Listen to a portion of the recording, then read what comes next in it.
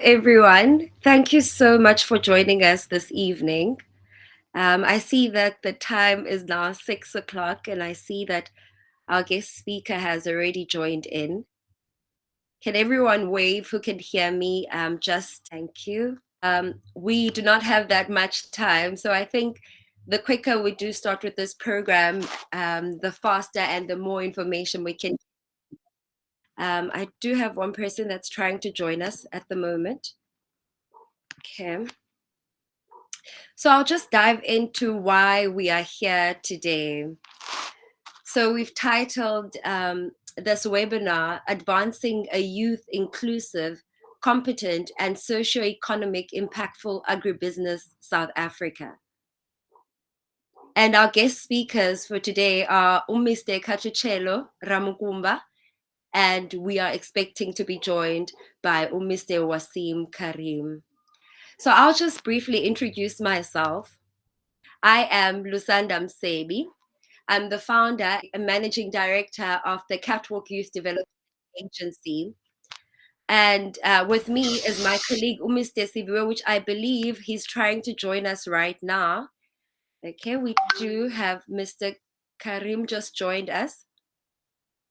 Thank you so much. And there we go. Mr. Sibiwe is now also on the call with us. I'd like to thank everyone for their patience with us.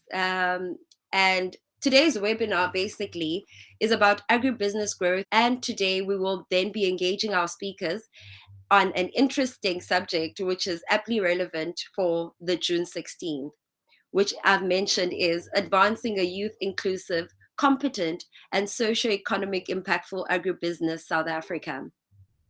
Okay, I will just like to ask Mr. Mkoka if he can please unmute himself and please speak to the people who are joined, if he's still with us. Okay, I do see that Mr. Mkoka is not on the call with us. He seems to be having a bit of a network issue. So I'll just carry on then. As we are commemorating June 16th and taking into mind the 20,000 young people who went to the streets and they fought for what they believed was their right at the time, we know that statistically about 600 young people lost their lives from that movement. I'm just trying to get in more people. And I would like for us to please just take a moment of silence.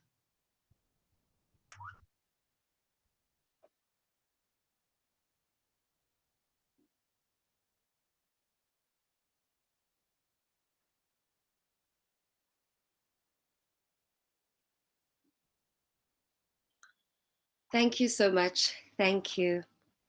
Again, I would like to thank everyone who has taken time to join us this evening. And as I say so, then, I would like to just take everyone through why we are here and maybe just explain a bit what uilima means. So for those who do not know, it is an isiXhosa phrase, which is a South African native language. And ilima is a camaraderie in socio-economic development and empowerment of a people by a people. Ilima is an old traditional system of community development which was followed by natives in the Eastern Cape. And these people would pull together resources such as labor, farm implements, oxen, and construction tools, and swiftly cultivate crops, building dwellings, or advance any other socio-economic development activity. Youth that reach adulthood and starting families were often aided by their communities to start families and be contributing useful members of a community through ukulima. So that's where we took that. And then this is a collaborative initiative between CYDA and Jockey and Horse, which everyone will get to know as soon as we've managed to get Mr. Mkoka properly connected. Mr. Mkoka, are you with me? Hi, Lusanda. Hello, Mr. Mkoka. Thank you so much. We can hear you. Yes, I am connected. Thank you. I would like for you, sir, to please introduce yourself. Thank you, Lusanda. My name is Siviwe Mkoka, everyone. I'm the founder of Agrigrowth, which is collaborating with CYDA to do these webinars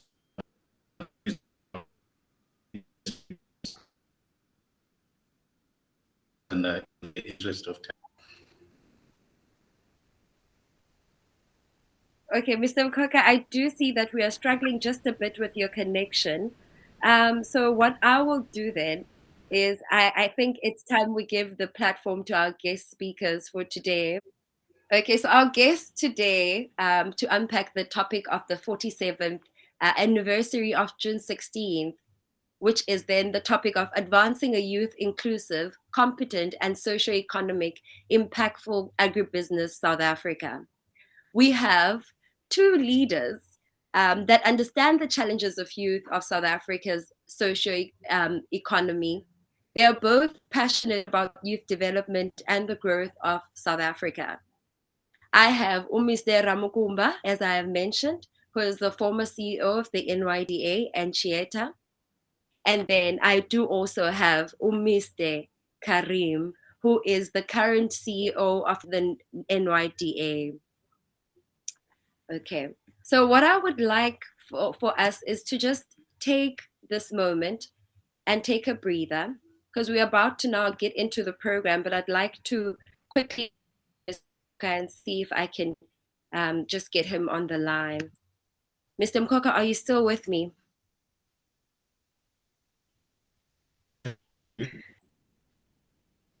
Okay. Okay. Cool. Cool.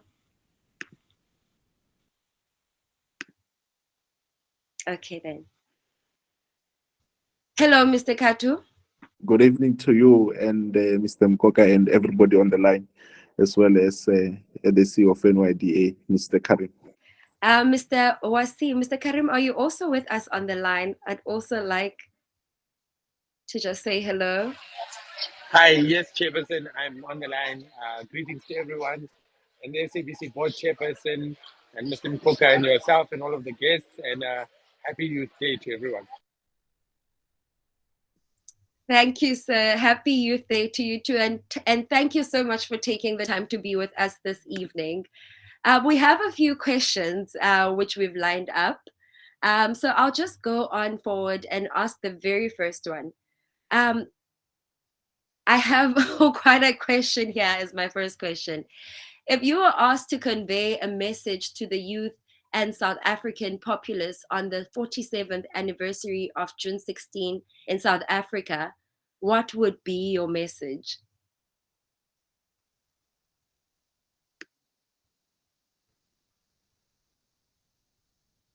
I will open that up to Mr. Katu first. And I think All right. let's let this be a free space of communicating and engaging. Thank you. Okay. No, thank you. Thank you very much. I think for me, if I were to give a message, I would actually split it and have a message which is directed to the young people themselves, but also maybe a message directed to society at large.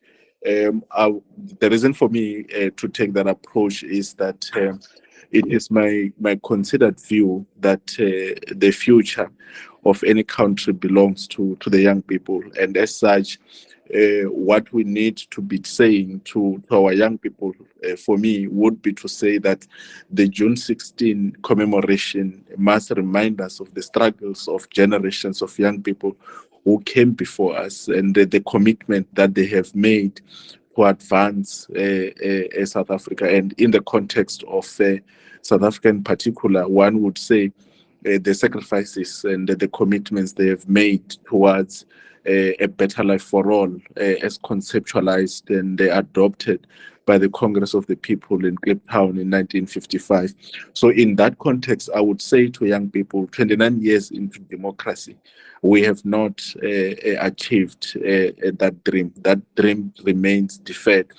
And as young people, they must take it upon themselves to make sure that the lives that were lost in June 16, 1976 was not in vain. And we must work harder and recommit ourselves to the dream, the achievement of that dream of a better life for all. And then to society at large, one would say that young people in this country are faced with many, many struggles. And for young people to be able to assist us to be the engine of a better future of this country, there is a need for broader support that needs to be given to young people, whether it be at homes, in families, or whether it be at school, society at large, lead churches, non-profit organization, government, and even the private sector. So there is a need for a collective effort and a people's contract and a collective partnership to ensure that young people can be able to advance the struggle for a better life for all. Thank you very much.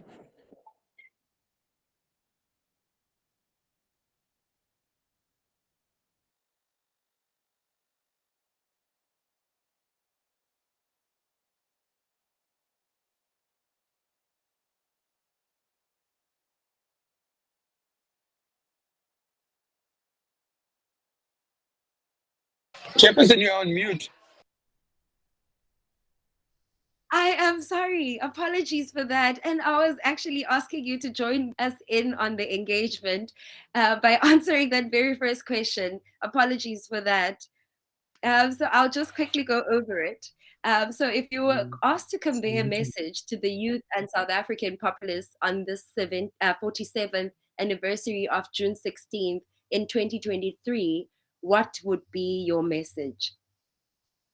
Yes, thanks very much. So I would say if we reflect on 47 years and particularly 29 years post-democracy, undoubtedly South Africa is a better place to live in than it was in 1994, right? We have a very comprehensive social security system in this country.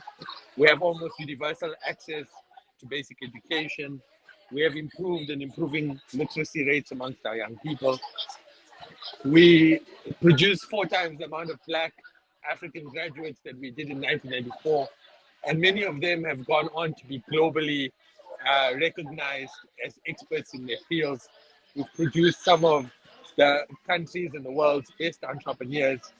So there is much to celebrate. But with that being said, we continue, as Mr. Ramukumba would have said, we continue to face multiple challenges amongst our young people. Predominantly that unemployment, poverty, and inequality persists in this country, and particularly the issue of youth unemployment continues to be high. Yeah? And that even though we have democracy in South Africa and people are free, and there's been a number of achievements, we cannot critically say that people have achieved economic freedom while they may have achieved political freedom. And what do we mean by that? We mean young people don't feel like they're part of this democracy because they don't feel like they're active participants in it. And that is why in many cases they disengage from democratic processes. And and I want to say something, slightly controversial, is to say in that I don't think young people in this country, and I don't think we want to cultivate a society where young people stand in a queue every month to be dependent on the state for their livelihood. Yeah? I believe we want to create a generation of young people in South Africa who are actively working in this democracy and have the dignity and the support associated with work. Yeah? And therefore, I believe sometimes what this modern generation of young people might lack that former generations had is organization. Yeah, an organization around a common struggle for themselves. Yeah? And I genuinely do believe that if we put sufficient pressure on the state and on different sectors of the state, we could. Young people must advocate strongly for the adoption of a job guarantee for themselves. We cannot continue to live with the high levels of unemployment that we have in South Africa and not be capacitated to do anything about it. Yeah, and there have been many struggles that young people have fought, and I believe a guarantee for jobs is one thing that is worth fighting amongst this generation. Thank you. Yo, thank you so much, Mr. Carrim, touching on very, very actually the issue of the youth, unemployment, or rather access to employment, however we may see it. And I'd like to open it to both my speakers. Truly, we are faced with this very high unemployment rate of the youth, of people who are aged between 15 and 24, which is at an alarming 61%, which means 6 out of 10 young people that were actively seeking employment during the when these surveys were taken, that period were unable to find employment. That means then there's a lack of access to employment opportunities. And I would like to take it then to Mr. Khathutshelo. What do you think can be done to create massive employment for youth in South Africa? How do we create opportunities? What can be done with the employment system, or how do we make sure that there is a movement in that direction? Thank you very much, program director. So, for me, I think maybe the first point of departure is even to problematize that statement that you have put forward. Because if we talk about 61%, you are talking about those who were actively looking for employment during that survey period. So you have not included in the discouraged work seekers. So if you include the discouraged work seekers, then that number grows, which then just give us an indication of how big the problem is. But my own contribution to what I think is the solution to this crisis is that we must first and foremost accept, as I indicated earlier, that my approach and my outlook is that a future of any country belongs to the young people of the day. Is that we must accept that young people should be their own liberators. In that context, if we talk about lack of employment, my view is that we should be encouraging young people not to think of employment as the only alternative out of poverty and inequality, but rather we should be encouraging young people to actively participate in entrepreneurship, amongst others, this area of agriculture, where there is very, very minimal participation by young people, more so African young people, so to speak. So I think there has to be a plethora of interventions that needs to be made. One would be that I think from an education system point of view, we have to strongly think about, as a nation, the introduction of entrepreneurship as part of our curriculum system, maybe even at the level of basic education, so that we change and we reorientate the thinking, or the type of thinking of our young people in relation to their own circumstances, of how can they improve their own socio-economic conditions, that they think beyond employment. There has to be incentives that are created by the government to ensure that it is easier to participate and to actively participate in the mainstream economy of our country through entrepreneurship. It is when SMMEs flourish in any economy that job creation follows. Statistics shows us that across the world, the biggest employers are not the big companies, but rather it's small and medium enterprises. So if we are to revolutionize the question of employment creation, we have to put young people at the center, and we have to make sure that there's adequate support for those who choose to participate in the mainstream economy through entrepreneurship. Thank you.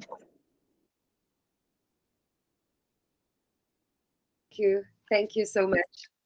Thank you so much, sir.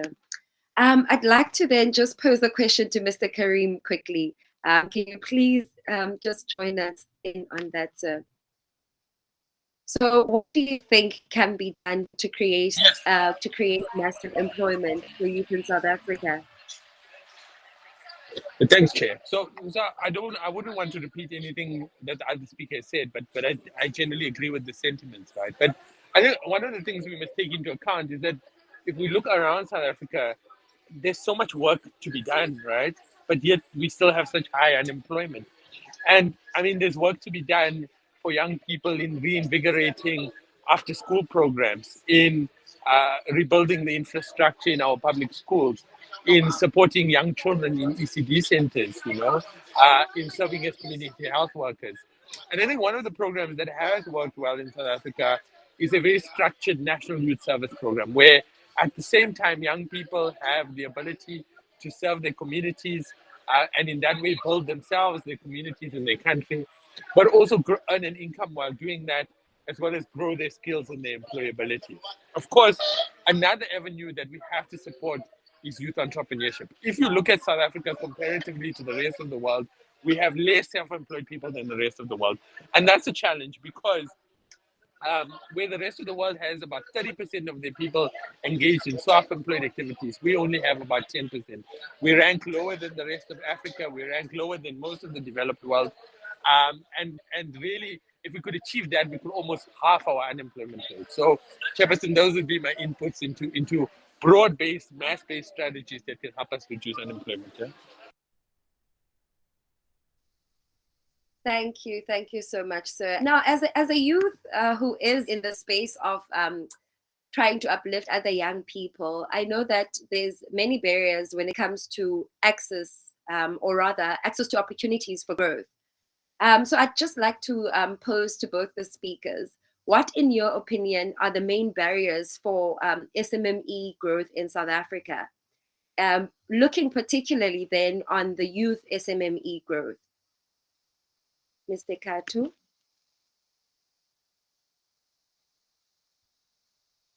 No, thank you very much. I think it's great that you have the CEO of young people in this country to tackle that question. Nevertheless, let me offer my 5 cents worth on that debate. I do think that the barriers are multifaceted. Like I said, the biggest barrier for me is the liberation of the minds of young people, because when I grew up, my outlook was that success means that I've gotten a degree, I've achieved a degree, and I've found entrepreneurship was not an alternative. But what I realized when I arrived at the University of Pretoria, when I was socializing with young people of other races, and in particular African young people, I realized that their orientation was completely different than mine. They were there to acquire knowledge so that they can go and grow the businesses that their parents have started, or they were thinking about entrepreneurship. So for me, I think one of the biggest contribution we have to make is that liberation of the minds of young people to think beyond employment, as it were. Then the other barriers really are questions of the type of support that is available, access to funding, but also business development support services beyond just funding. And I think the most complicated one largely being access to markets or market linkages. I'm aware of many entrepreneurs, especially farmers, given that we are here under the banner of promoting agriculture as an entrepreneurship sector. I know of many farmers in villages in Venda, where I come from, who grow cabbages, tomatoes, and so forth, successfully so, but all those things end up rotting and going to the ground simply because they don't have access to market. So there are those type of supports that goes beyond just the question of funding, which a lot of people focus on as it was. So for me, I would say maybe if we talk about young people and in the space of agriculture, which, like I said, most young people are not really interested in, beyond government incentives, the private sector really also needs to come to the party, largely on the question of market access, in my view, but also support in terms of expertise and skills development, because we do know that the agricultural sector is largely, from a commercial perspective, in South Africa in particular, has been an industry that has been dominated by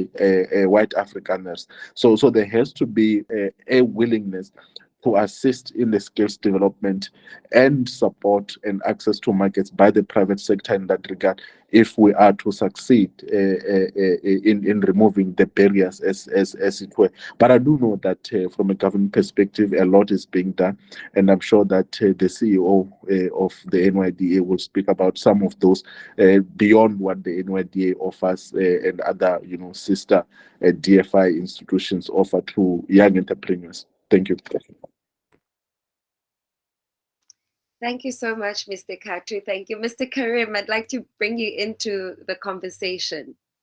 So, Yeah, thanks, and our Chairperson. question, So, yes, yeah, yes, sir. So so that's, I think in terms of entrepreneurship, we see that there are three things that really are important in us achieving more scale in entrepreneurship. Of course, access to markets is very critical, and probably the most critical piece, which is often overlooked. And I think legislation in terms of enterprise supply development, in terms of public procurement, and having that more aligned towards supporting smaller to medium enterprises is very critical. I'm happy to see that the public procurement bill is now in its final stages, that there is some reform in the enterprise supply development space that moves just beyond training entrepreneurs to actually supporting them with access to market opportunities. Of course, access to finance is critical. And here it still feels that at the risk phase, it's most of government taking the risk on new entrants into the market, and the private sector has not really come on board. And then the last piece is also access to skills, right? And here we talk both about the technical skills in terms of financial management, in terms of running a business, but also the softer skills, which we see entrepreneurs have in terms of resilience, strength of mind to be able to succeed in our entrepreneurship journey. But there's one point I want to make is that I feel that the majority of our interventions to support entrepreneurs are heavily aligned towards big business. We seem to think that giving money at the top and supporting more established business will trickle down. And that's, even the World Bank has come out and said that that's not the best way to support.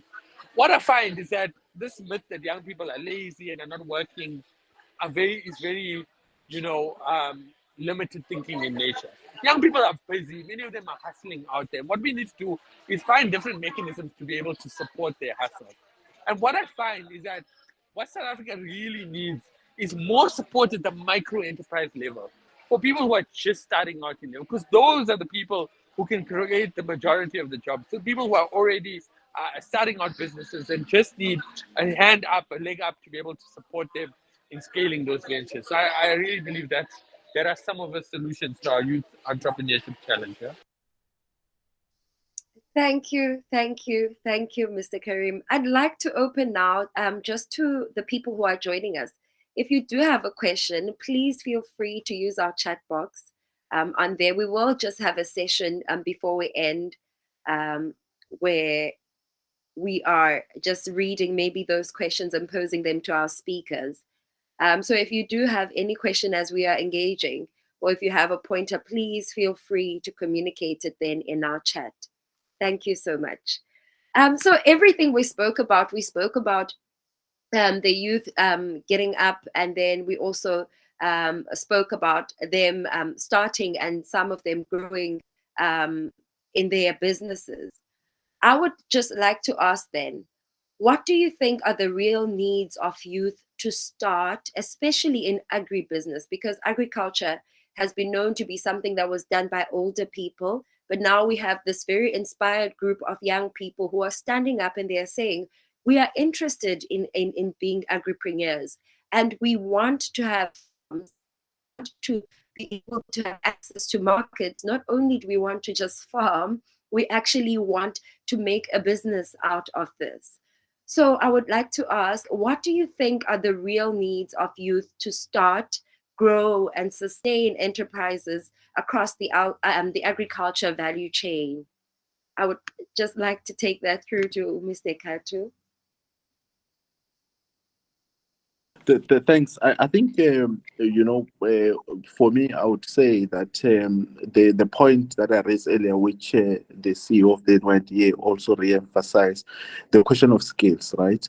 We know that as you have correctly indicated, the history is that agriculture has been seen as an area for the elders, and for us as African people, by and large, we have looked at agriculture from a subsistence farming point of view as opposed to a more commercial point of view. And I think it's worth noting, and it's encouraging to see that young people are starting to enter this particular space.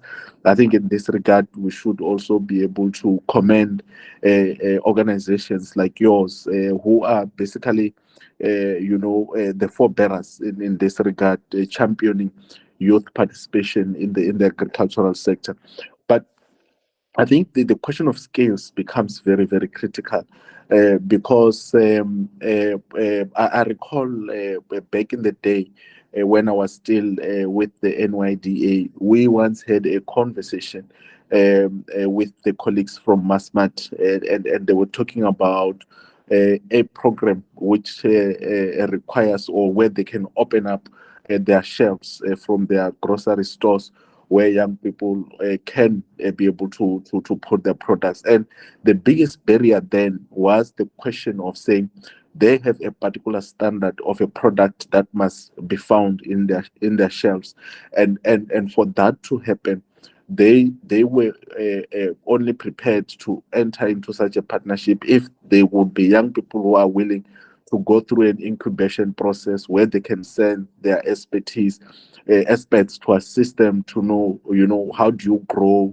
how do you take care of this particular plant, and so forth, so that in the end you are able to produce a product that will meet the standards for it to be found in those cells. So I think, broadly speaking, I'm emphasizing then the question of skills, and when I speak about the question of skills, it's inevitable because we're talking about the agricultural sector, that the private sector must come in, and in particular here is established farmers, established commercial farmers. There has to be a way of getting the private sector in that regard, or established and experienced farmers to mentor and support young farmers. That cross pollination has to happen if we are to succeed. You would also know that one of the challenges that we have is that a lot of agricultural colleges that were there in the olden days are no longer in place, which also means that the platforms for skills development and expertise from an agricultural point of view also becomes limited. So I would say that the focus of creating a working partnership and support for skills transfer and skills development, and support to ensure that the production of young people's activities can meet the requirements of markets, will then create the bridge to market linkages and make commercial farming for young people to work in this country. Thank you. Thank you so much, Mr. Katu. Mr. Carrim, I'd like to bring you into the conversation. Yeah, thanks, Chair. So I'll share an interesting statistic with you, right? During the pandemic, our government ran a support program for farmers, small scale agricultural farmers, where because of the downturn in the economy, farmers were entitled to a voucher which they could exchange for agricultural produce or agricultural capital assets. Yeah. And one of the interesting dynamics that we picked up was that 50% of small scale agricultural applicants were young people. Yeah? So that means there's a huge cohort of youth who are engaged in small scale agricultural activities. What we do find, however, is that a lot of these colleagues are struggling to scale their enterprises. So they are able to produce for themselves, maybe a bit in the immediate community, but they're not necessarily penetrating the market. And what we find is that the majority of them also live in households where there's some sort of social drug assistance support. Yeah? Now, some of the interventions we've been considering is the increase in capital assets, the transfer of land rights, so that these small-scale subsistence farmers have the ability to scale a lot of the work that they're doing. And of course, as Mr. Ramukumba has mentioned, creating more direct access to market opportunities for them. And a lot of this can be done by carrying some of the costs it costs them to have their products and services accredited to sit on the shelves of large scale wholesalers and retailers. So I think there is a large base. And then I think another huge opportunity in specific agricultural sectors. The one is goat farming, which the NYDA is working in quite significantly. There's a huge demand, particularly from the Middle East, for the export of South African goats. And then, of course, the other one is cannabis and hemp, where the recent relaxing of the regulations has led to a huge amount of potential in that sector. Thanks, Chair.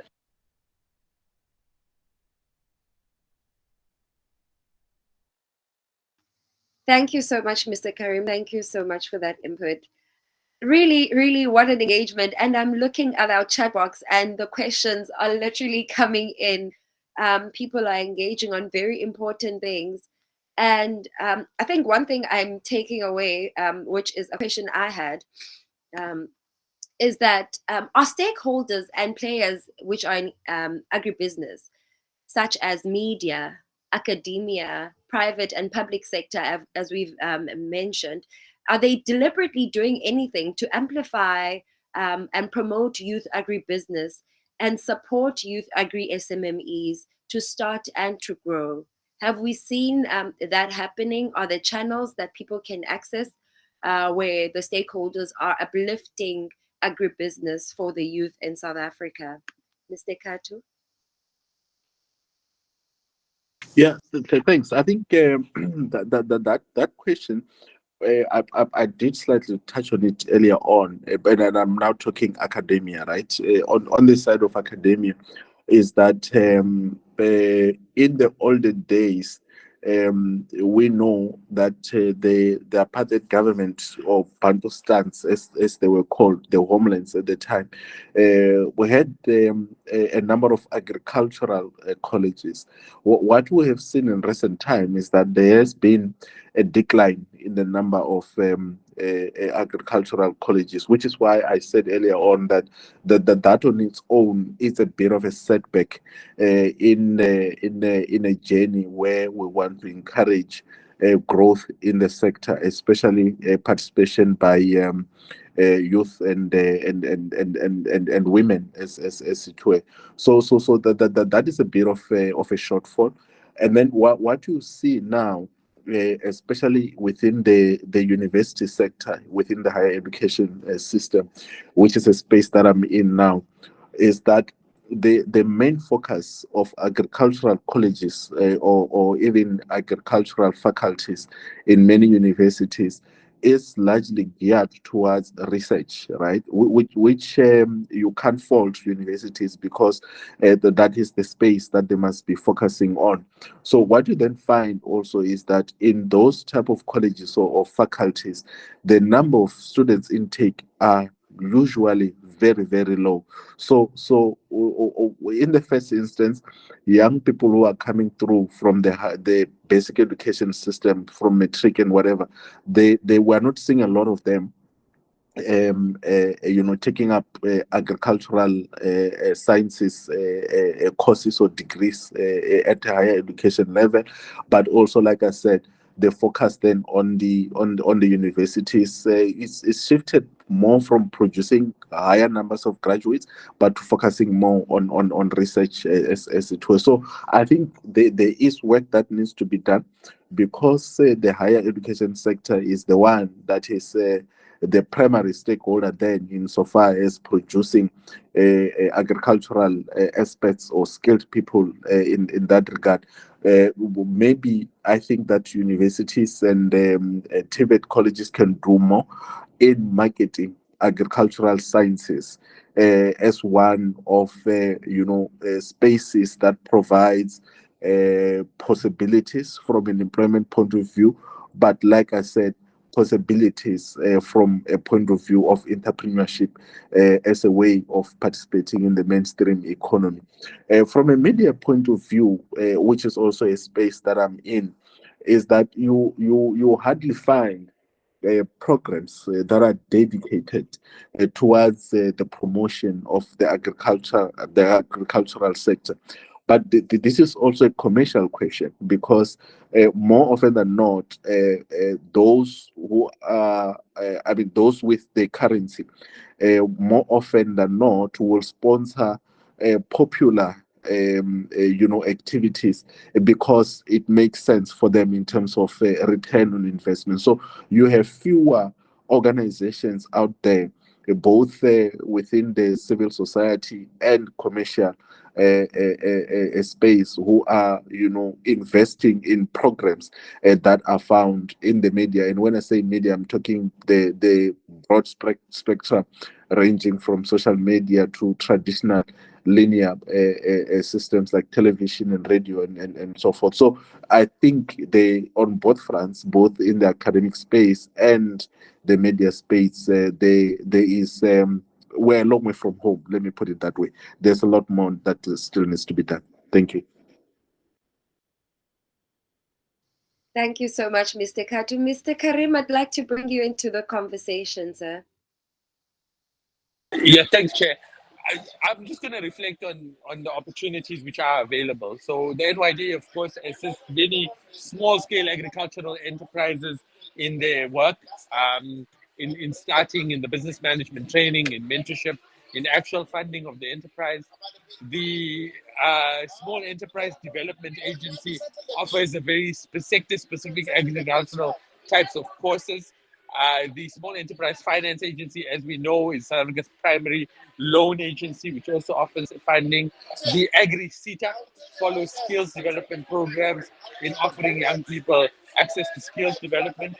In civil society, we have the organization called the Agricultural Growth and Development Agency, AGDA, which has a number of programs for young people as well in terms of agriculture.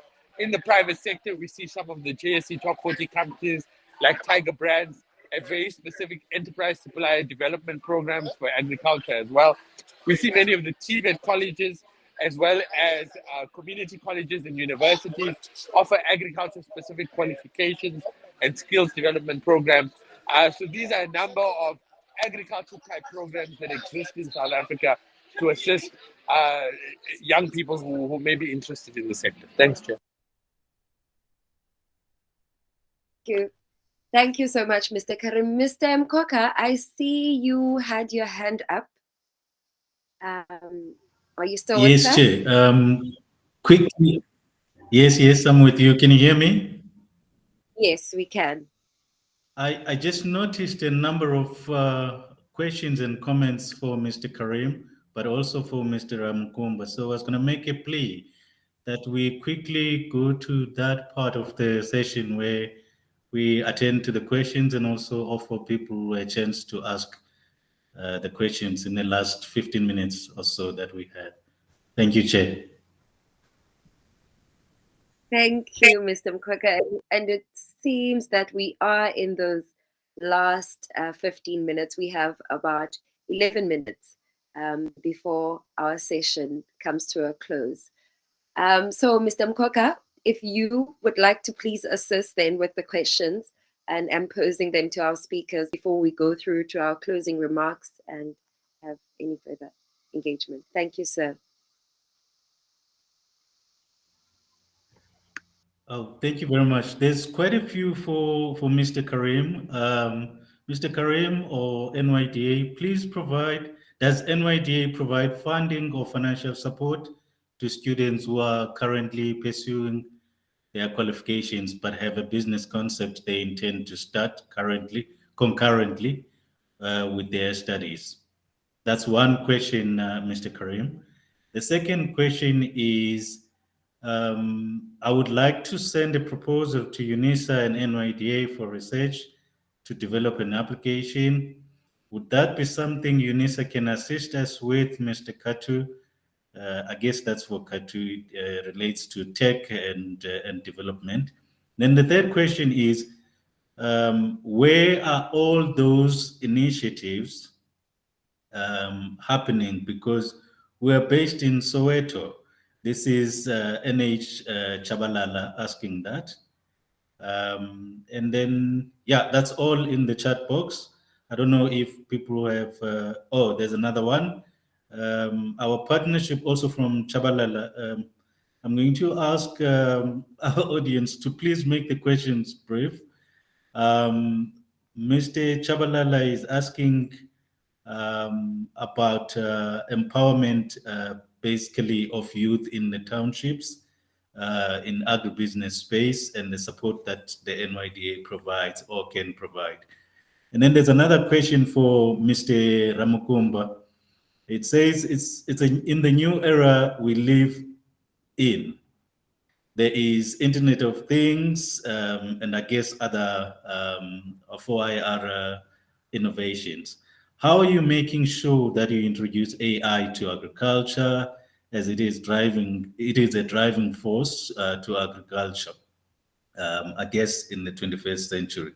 The second question, do you assist women who have projects like creating apps to assist with farms in rural areas?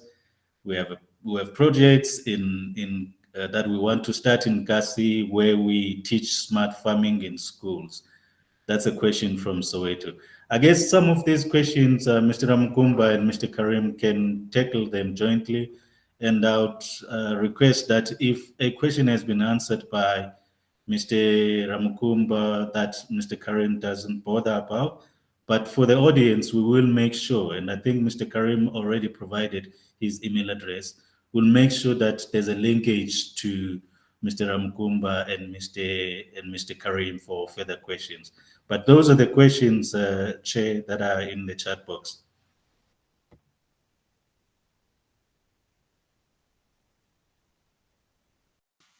Thank you so much, Mr. Mkoka. Thank you. I'd like to open the floor then to Mr. Katu or Mr. Carrim, whoever feels like taking one of the questions first. Thank you. Thank you, Chair. I'll go first because I think Mr. Karim has a bit to deal with.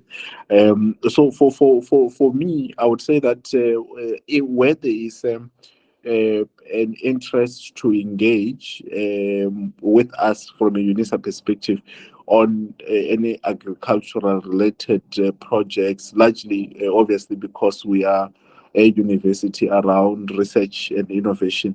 I'm happy to link the colleagues in the platform with the deanery in the College of Agriculture and Environmental Sciences and facilitate engagements there.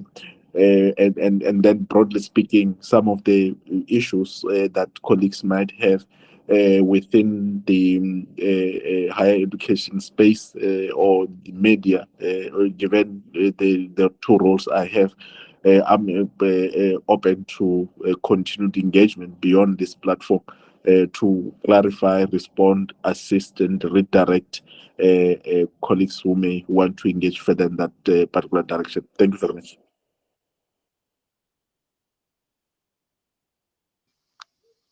Thank you so much, Mr. Katu. Mr. Carrim, I'd like to please bring you into the conversation. Yeah, thanks, Chairperson.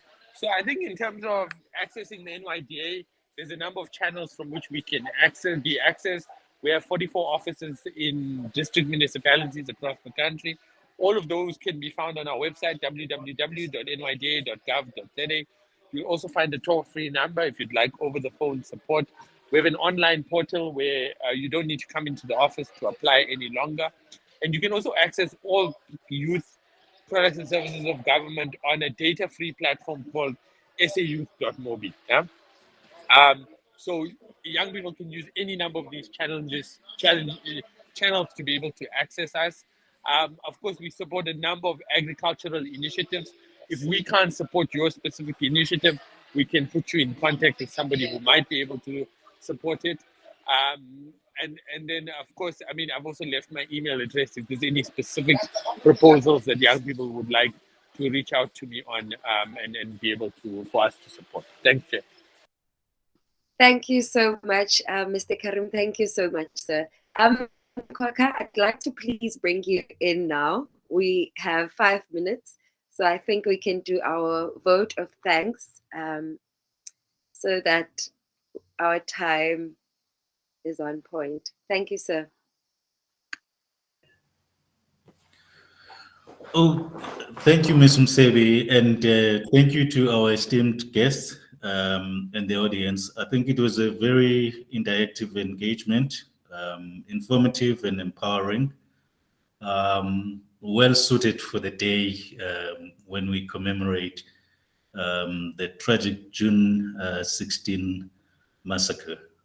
From what I got, I think there's room. I think Mr. Karim and Mr. Ramukumba would agree with me. There's room for more engagement. There's a lot that I think young people would like to engage on, especially in this space from various angles. So thank you very much, gentlemen, for making the time. I know it's a very busy day, especially for Mr. Karim, who was actively involved as the CEO of NYDA. So thank you for generously making time to appear on this webinar. Mr. Ramukumba, also, you have a very busy schedule with the national broadcaster as well as the University of South Africa, but you managed to make time to speak to young people. Thank you for that. I made a request to the chair just for photos. I asked if Mr. Karim would show his face and Mr. Ramkumba just briefly. Yeah, thank you very much, gentlemen. Thank you, Waseem. Mr. Ramukumba, thank you very much. I see you still wearing your old regalia. Mr. No, no, Karim, I you're doing thought a good job. Yeah. I thought it being a youth day, I had two options: either to wear my blazer or to wear my limitless youth jacket that I kept from my time as a NYDA employee. So I opted for the limitless youth because I thought today's topic must also encourage us to say the sky is not the limit. We can be what we choose to be. You are indeed limitless. Limitless. Thank you, Mr. Ramkumba. Thank you, Mr. Karim. Back to you, Chair. Thank you, thank you, thank you, thank you, everyone. Thank you for joining in. Thank you for engaging with us this evening. We hope that we can keep these going where we get more people on this platform of engagement and we get to engage and speak openly because as a youth, we are charged up, we are inspired, we do want to do these things, but sometimes the stumbling blocks are where do you start? And who do you speak to and how do you get to a point where you can start. So I'd really like to thank also our panel of speakers who have availed their time for us to just learn, and I hope everyone who has been part of the webinar has learned something and will take it and apply it. And please, anyone who has a proposal, send it through to Mr. Karim. He has left his details. Let's use this as an opportunity for more engagement with the people who have joined in. You can feel free to also contact me. I'll also just leave an email address where you can then mail me to ask more. Maybe if you have a question on when our next session of webinar will be. Thank you so much, everyone, for taking this time on this Youth Day.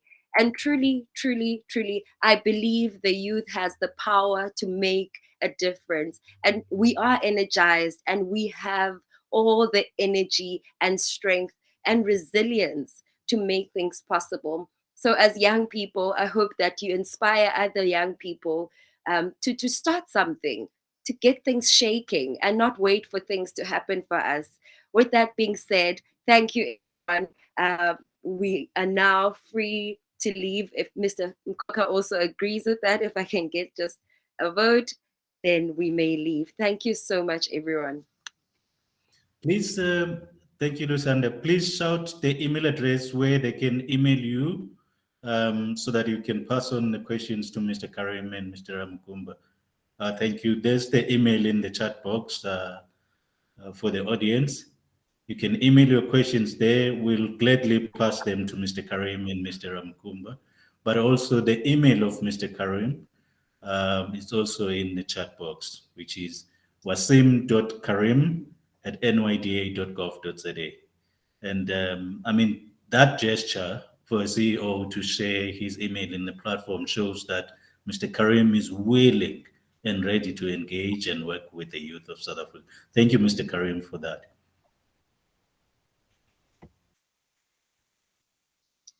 Thank you, everyone. Thank you so much. And now we are ending the call without taking any more of your minutes. Thank you, everyone. Thank you for joining us. Until next time.